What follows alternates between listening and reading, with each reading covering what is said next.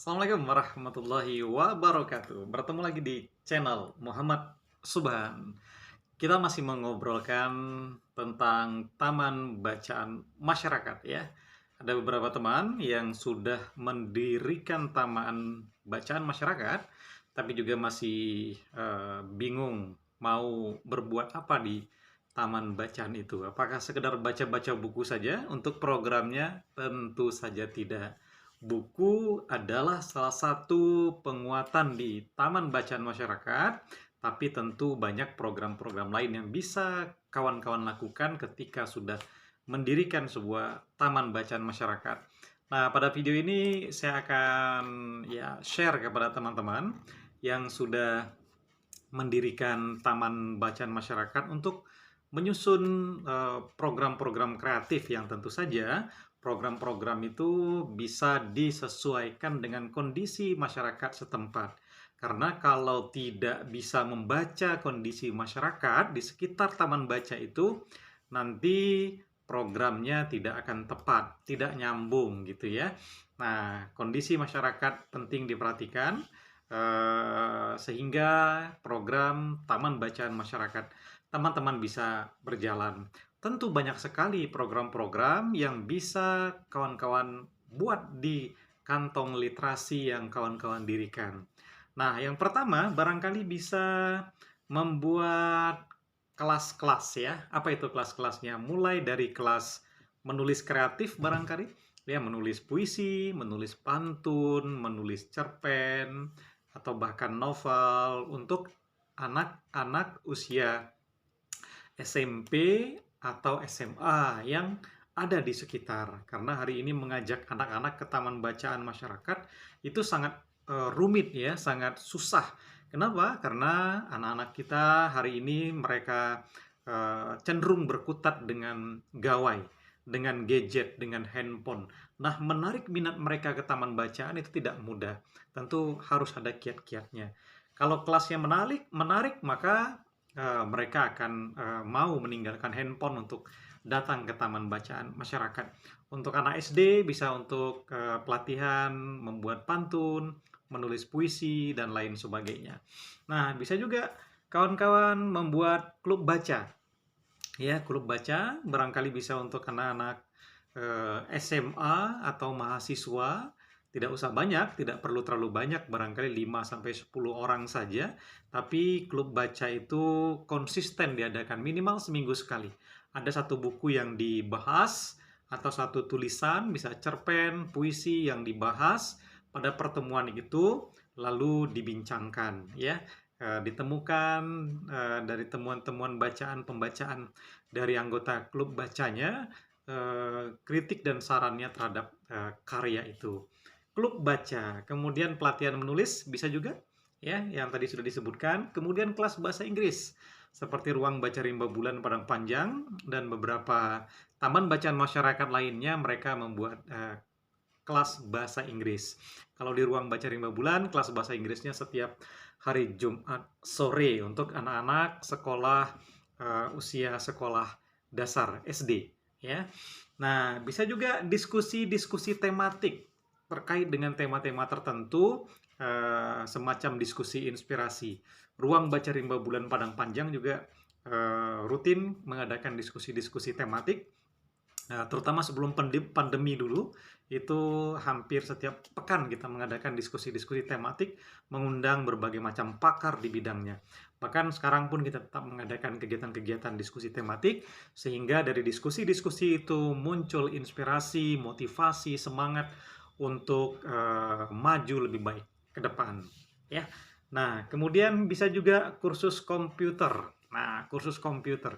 Kalau seandainya perangkatnya cukup ya, perangkat kerasnya cukup di taman baca atau barangkali ada donasi tertentu dari CSR yang mau mendonasikan komputer, bisa saja membuka kelas komputer mulai dari belajar pengetikan ya, Excel dan lain sebagainya sehingga anak-anak binaan kita mereka mengerti tentang bagaimana pemanfaatan sebuah komputer untuk membantu tugas-tugas mereka di kemudian hari.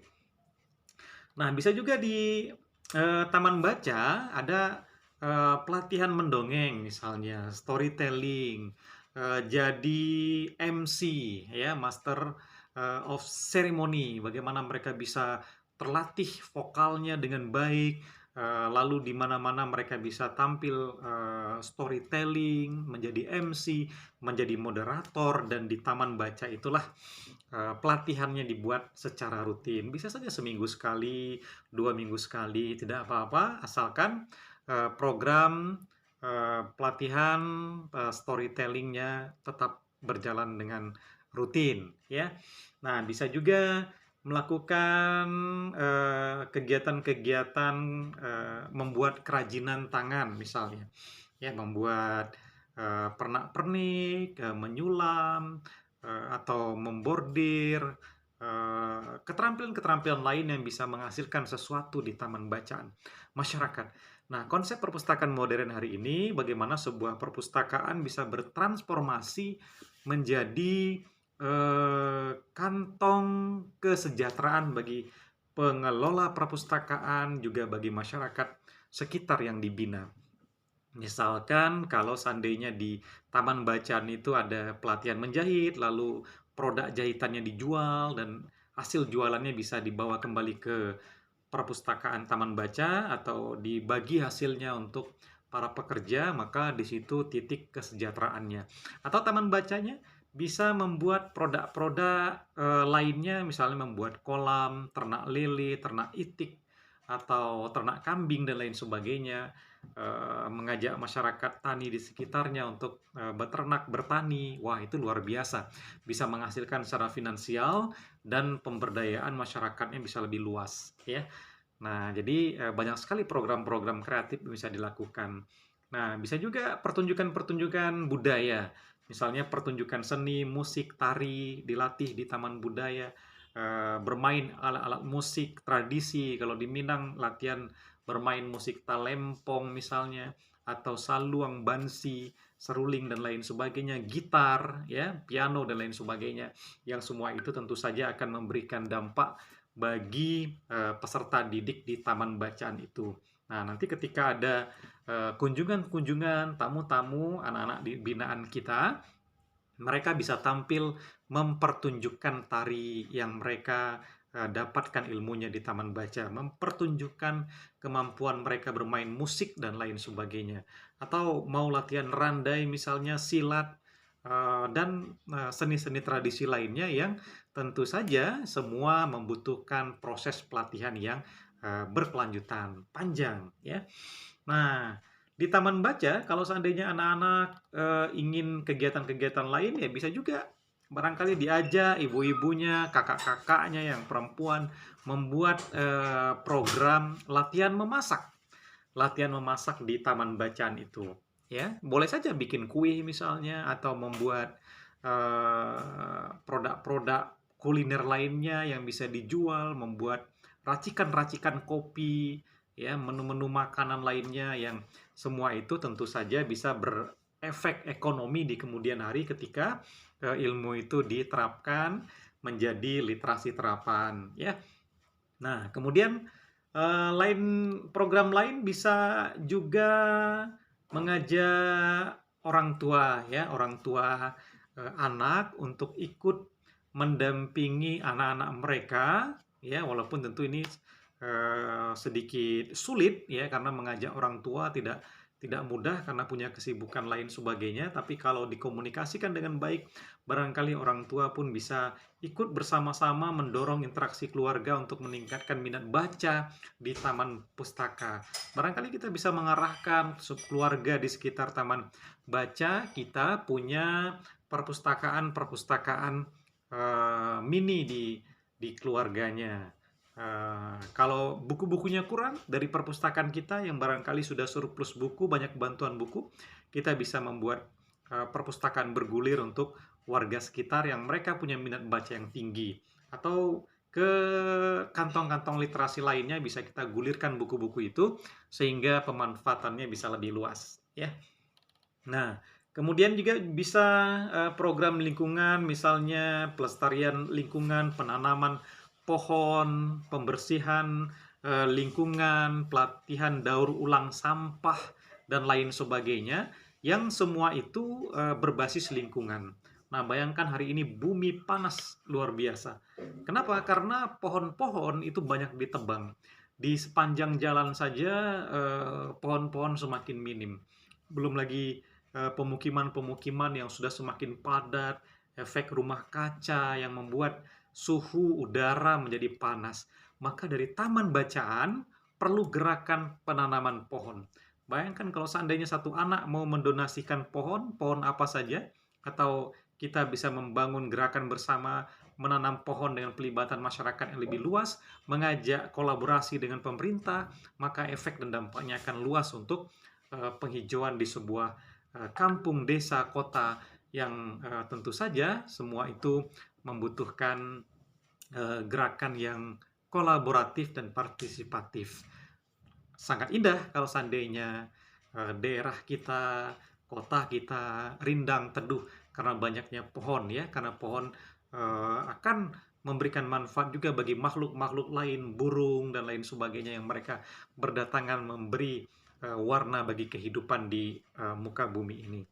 Nah, apalagi bisa kita lakukan di situ pelibatan masyarakat melalui organisasi-organisasi masyarakat lainnya. Barangkali bisa mengajak kerjasama dengan puskesmas, posyandu, organisasi pemuda, LPM, dan lain sebagainya untuk membawa program mereka ke taman bacaan masyarakat kita, sehingga taman bacaan masyarakat kita itu menjadi pusat kegiatan yang kegiatannya bisa melibatkan banyak orang. Dan tentu saja itu akan menjadi sesuatu yang menarik ketika program-program pemerintah bisa dibawa ke taman bacaan masyarakat. Nah, tapi tentu saja kita berharap pada pemerintah untuk melek dan terbuka bahwa eksistensi taman bacaan masyarakat ini sangat penting ada di sebuah daerah. Jadi jangan tutup mata ya, sekali-sekali lihat, kunjungi, oh ternyata ada taman bacaan di kelurahan anu, di kelurahan itu. Wah, ini asik kata kepala dinas ini, kata kepala dinas itu. Nah, nanti mereka akan bawa program-program. Misalnya Kominfo mereka bawa program pelatihan menjadi YouTuber karena terkait dengan komunikasi ya ke taman bacaan itu. Dinas Lingkungan Hidup membawa program-program lingkungannya ke taman bacaan. Dinas Perpustakaan membawa program-program buku bergulirnya ke taman bacaan. Dinas Kesehatan membawa program-program kesehatannya ke taman bacaan. Kalau semua dinas-dinas terkait yang banyak itu mereka mau melibatkan taman bacaan masyarakat, berkolaborasi mengajak masyarakat di taman bacaan masyarakat, saya kira gerakan literasi di tanah air itu akan semakin gezahnya luar biasa. Maka memang butuh partisipasi kita bersama, kolaborasi bersama, sehingga gerakan literasi ini tidak berjalan sendiri-sendiri. Maka saya memberikan apresiasi kepada pimpinan kota di mana saja yang melek terhadap literasi, yang peduli terhadap literasi, sehingga mereka mau berkolaborasi, mengajak, membawa masyarakat untuk bersama-sama menggaungkan gerakan literasi, sehingga masyarakat yang menjadi masyarakat literat, berdaya dengan buku, dan tentu saja cerdas karena berpondasi literasi. Jadi sahabat-sahabat yang baru mendirikan taman baca, jangan ragu, jangan sungkan, silakan menyusun program kerjanya. Tidak harus semua program yang saya sebutkan tadi dijalankan, ya barangkali bisa dimulai dengan 1-2 program dulu, yang penting konsistensi. Karena konsistensi itulah yang akan dinilai, karena kalau tidak konsisten, ya nanti setahun 2 tahun, bisa saja taman bacaannya tidak bergerak lagi. Tapi kalau konsisten, istiqamah, maka taman baca itu akan terus bergerak, berkegiatan sampai kapanpun. Maka nanti akan terbuka jalan-jalan lain di tengah jalan yang membawa peluang-peluang luar biasa untuk para pegiat-pegiat, pengelola-pengelola taman baca di suatu tempat itu. Sukses untuk sahabat-sahabat pengelola taman bacaan, terus bergerak, dan salam literasi.